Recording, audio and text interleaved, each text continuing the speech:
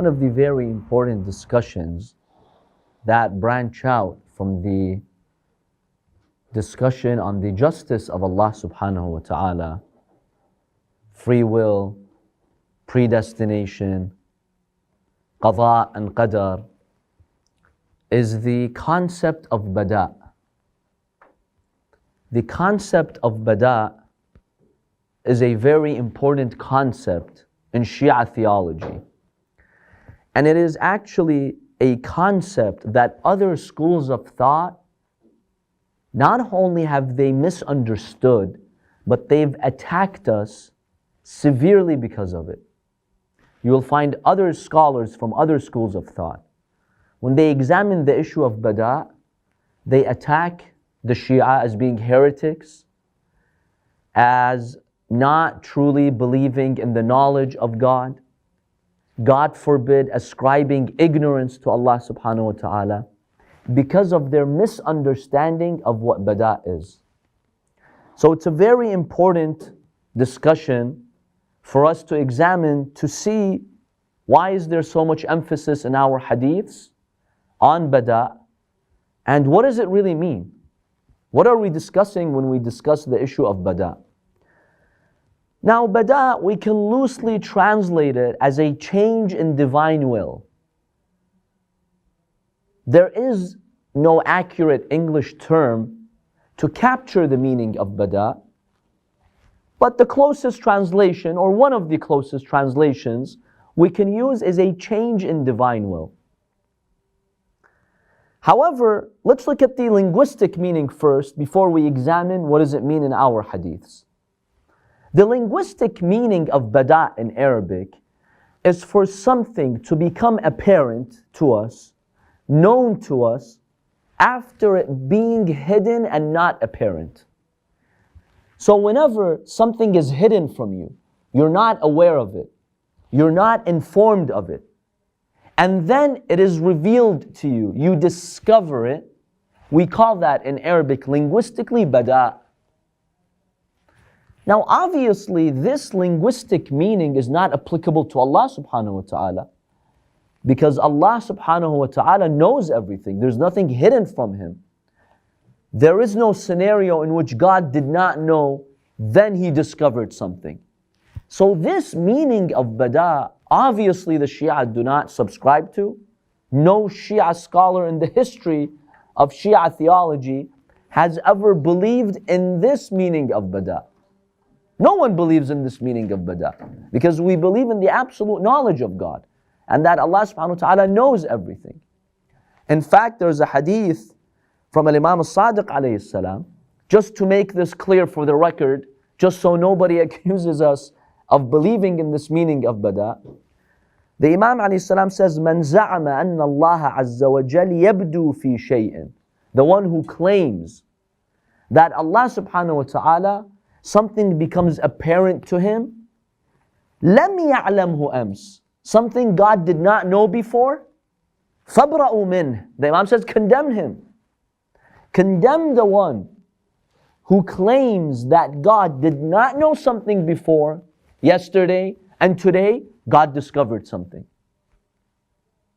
God received new information about something and therefore He changed His divine will. The Imam says, condemn such a person.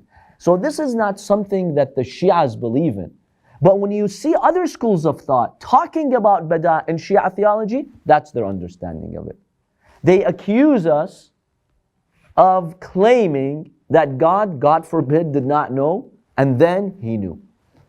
So that is how it began. It's not that they believe, it's they think that we believe that way. Yes, when they looked at our hadiths, because see, the hadith uses the word Bada. And we said linguistically, what does Bada mean?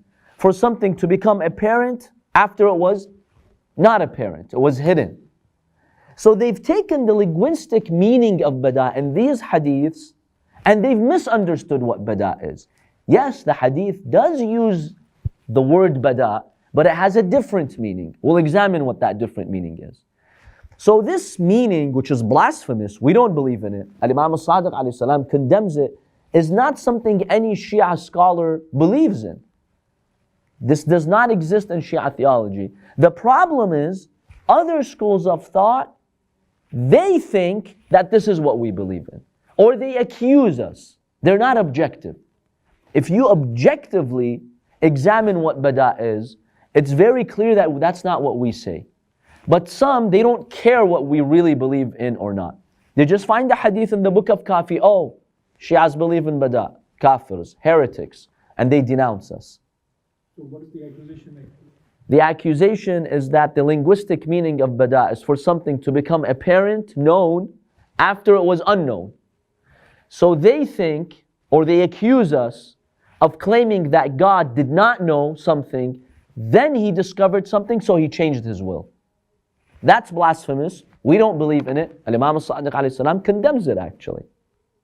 So even to this day, Even till this day, when you find scholars from other schools of thought talking about Bada, they accuse us of believing in this. Even till this day. Even though every scholar in his book, when they talk about the Aqidah and the belief system and Bada, they make it clear that's not what we believe in.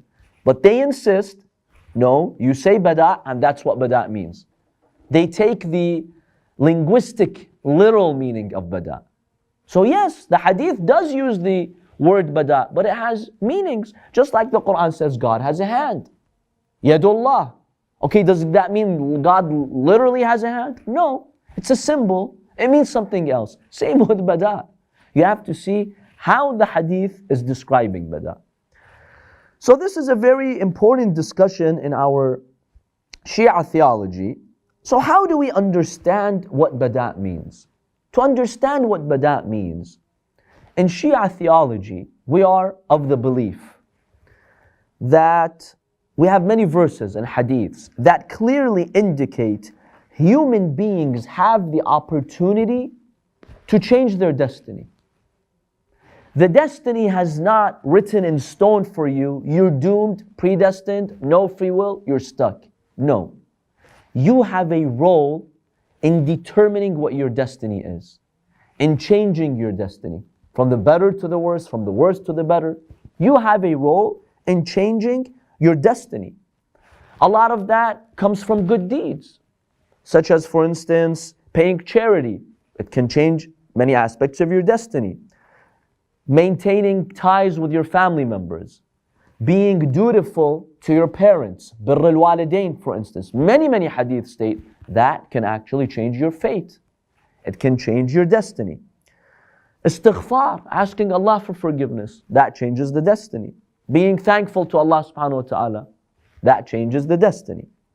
Now, what are some proofs from the Quran, specifically, that human beings can change their destiny? Because many schools of thought don't accept this. We know that the Ash'ari school of thought, it seems from their theology, from their words and books, that Allah has determined our destiny for us and we can't change that.